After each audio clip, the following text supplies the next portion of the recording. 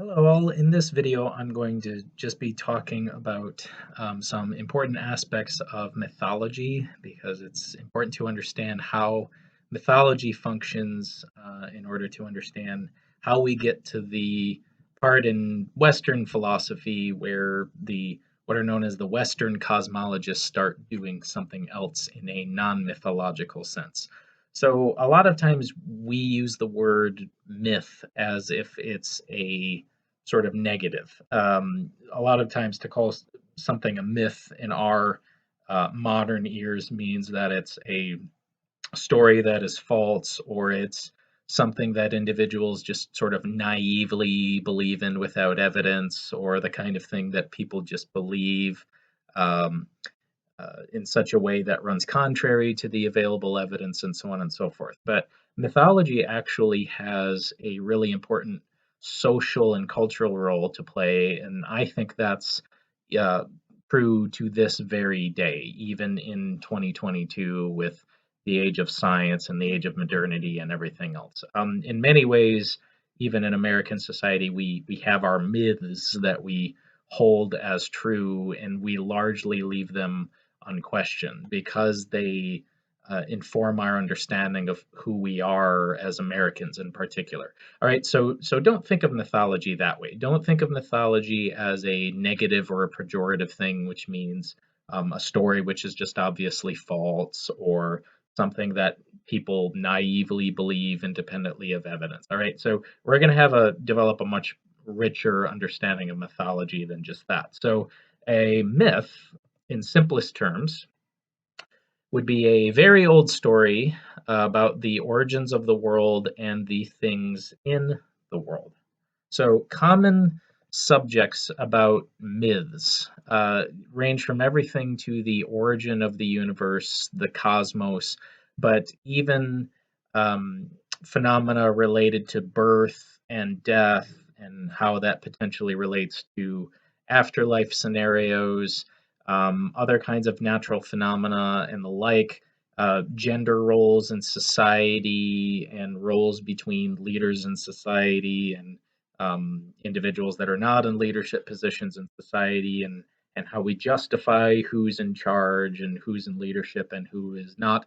These are often the common subjects of myths as well. And part of the reason why myths begin to be formulated and storytelling begins to be formulated is because human beings are the kinds of beings that seek explanations for things. We are the kinds of beings that suffer from a type of psychological and even existential distress when things don't make sense to us, or when we truly desire to live in a world that is well ordered and coherent, and corresponds in many ways to our humanly constructed categories, right? So we are the kinds of beings that want the world to be nice, neat, and tidy and categorized, and we create taxonomies for pragmatic reasons, regardless of whether or not the categories that we employ realistically or um, um,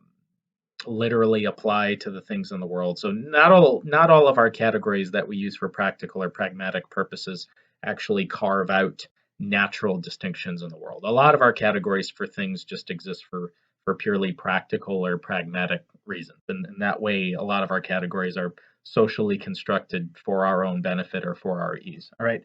Okay. Now, but the important aspect about societies that were largely mythological is that the historical or literal truth of these stories was really not the most pressing concern for individuals that operate within this kind of mythological context.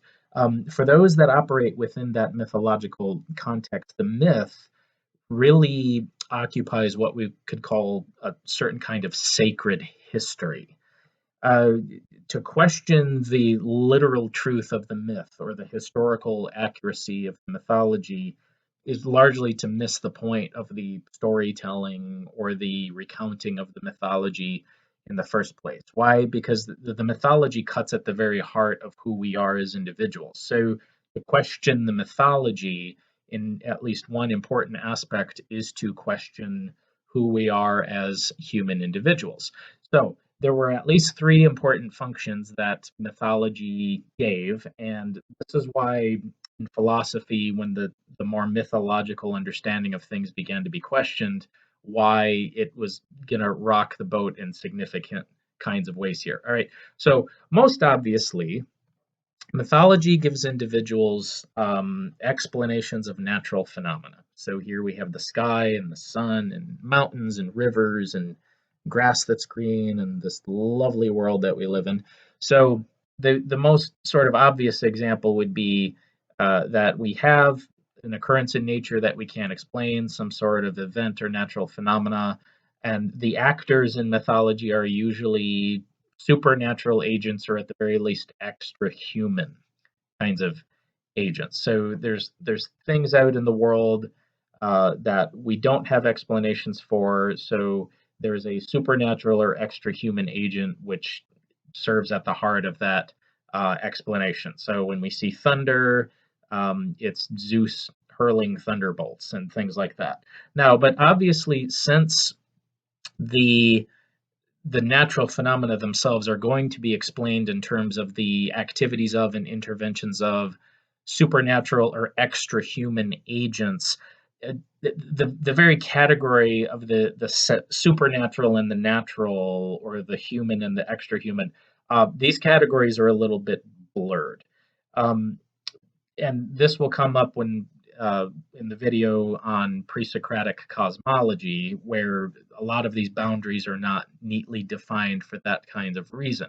But to see the world in this kind of way is to see the world where the activities and interventions of either supernatural or extra human agents, that's just part of what it is to live in this kind of world, so talking about gods and spirits and things like that being involved in the realm of nature, that's not something all that odd if you adopt this kind of perspective where every natural phenomena imaginable has some kind of extra human or supernatural agency or involvement within. All right, now the other important aspect here is that myths provide a sense of social and communal identity.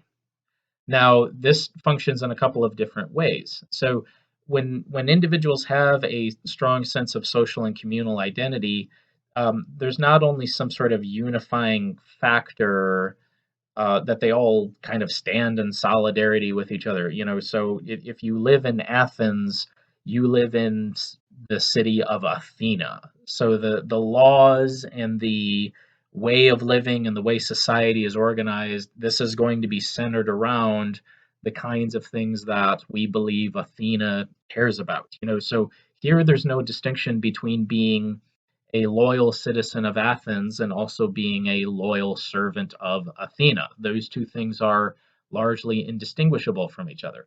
Now, but since mythology provides individuals with this sense of communal and social identity, it not only provides opportunities for common identity or standing in solidarity with each other under this identity, it also provides those in leadership with a sort of test for determining the loyalty of the citizens, right? So this can function in two different ways. If I, as a leader of society, let's say in Athens, if I have grounds to question your loyalty to the goddess Athena, I also have grounds to question your loyalty to Athens itself. And likewise, if I have grounds to question your loyalty to your country, to your city state, to Athens, I also have grounds to question your loyalty to the goddess. It cuts both ways. So the very notion of treason or sedition not only has social political entanglements, it is also going to have religious entanglements as well. So one of the charges that the philosopher Socrates was charged with was atheism, and again, we think of, oh, what's the big deal? He was an atheist. But if you operate in this sort of understanding where uh, loyalty to the country and loyalty to the goddess are largely indistinguishable from each other, to be charged with atheism is basically to be charged with a certain kind of treason, right? So this is something that we largely miss out on since we live in highly secularized societies where there's a strong separation of church and state and so on and so forth. But in societies where there is not a clearly defined boundary between the secular and the sacred and the church and the state, again, if I have reason to question your devout loyalty to the religion or the deities, I also have grounds to question your loyalty to your country. All right. Now, and then lastly, mythology provides individuals with some sense of psychological control over nature. So at the time where these myths are constructed, survival is a constant preoccupation. So we are constantly concerned with making sure that we have enough food to eat, that our borders are protected, that our wives are giving birth to children and our children are surviving, right? So that's why there's a lot of fertility rituals and things like that tied up with, various calendar months and things like that, and various movements of the heavens, so on and so forth. All right, so everything is wrapped up in this now, but we are constantly preoccupied with survival, but we also recognize that we live in a world which doesn't care at all about our striving. So we need enough food to eat, we need our crops to grow, we need our children to survive, we need our wives to be fertile, we need plenty of rain, but just the right amount of rain. But we don't control any of this. However, theoretically, if there are supernatural agents behind all of this natural phenomena, then we might, in principle, have some way of getting nature to work for us rather than against us. So, if you wholeheartedly believe that there are, in some sense, intelligent, supernatural, extra human agents behind the inner workings of nature, then theoretically, if we appeal to those supernatural agents or we appeal to those extra human persons or intelligent agencies, we might actually get nature to work for us rather than against us. So again, if our wives are infertile, we'll make certain kinds of promises to the gods. Hey, my firstborn I will dedicate to the temple to live as a priestess or something like that, or as a priest. If you bless us with children, in the times where there are certain movements of the heavens that we believe the gods are engaging in procreative activities, hey, that might be the best time for us to engage in procreative activities as well.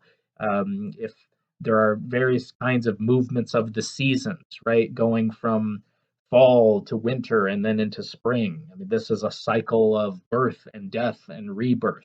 When the harvest is plentiful and things like this. This is when the gods are having their children. So on. So everything is connected here.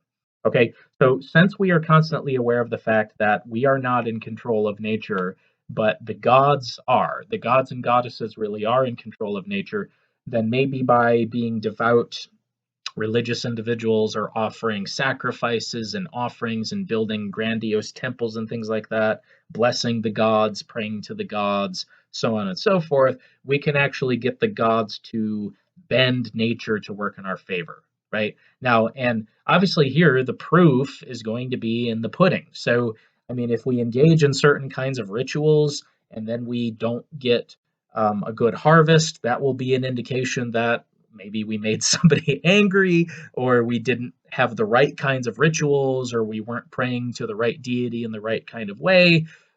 But if we try something else, we offer human sacrifices rather than animal sacrifices, or we offer animal sacrifices rather than fruit and grain sacrifices.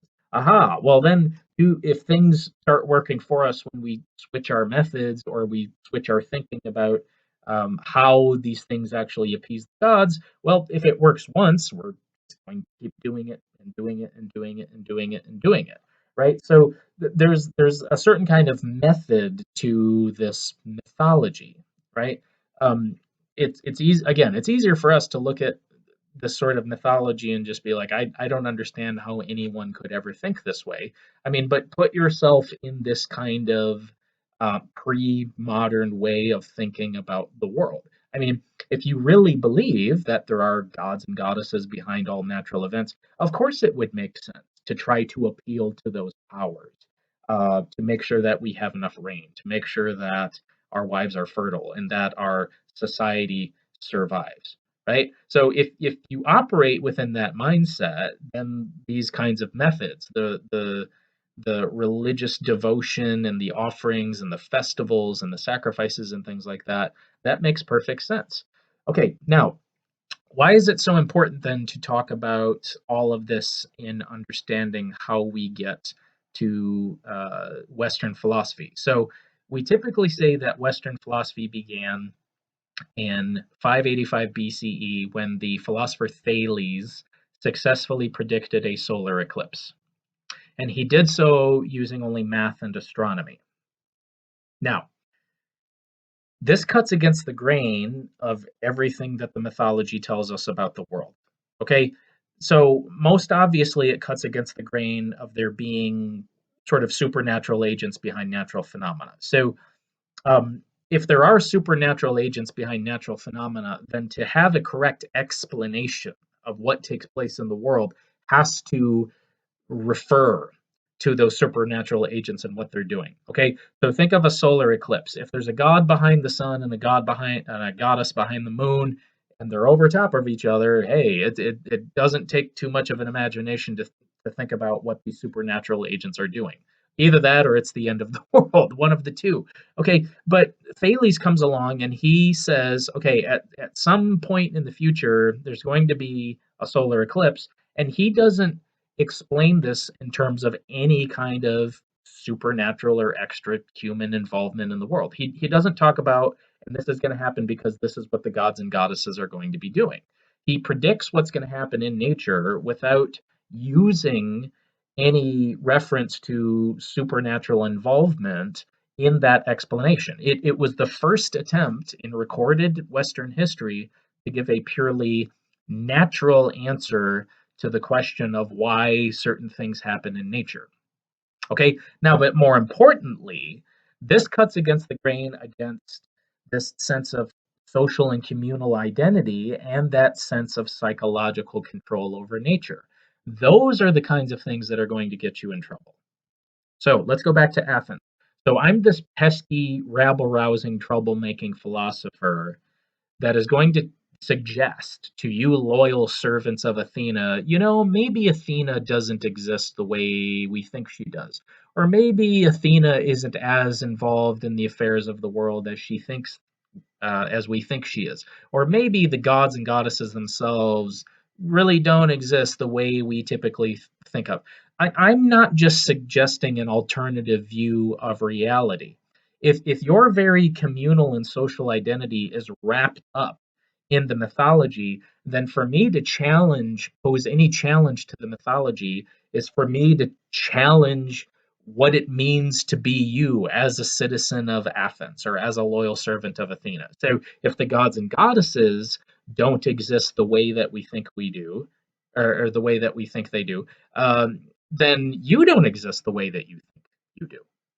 What it means to be an Athenian is gone. Like, so this is seen as a threat to the makeup of society as we know it. So the very survival of Athens as we know it is now at stake here. And it also cuts against that sense of psychological control over nature. We freak out when we feel as if we are not in control.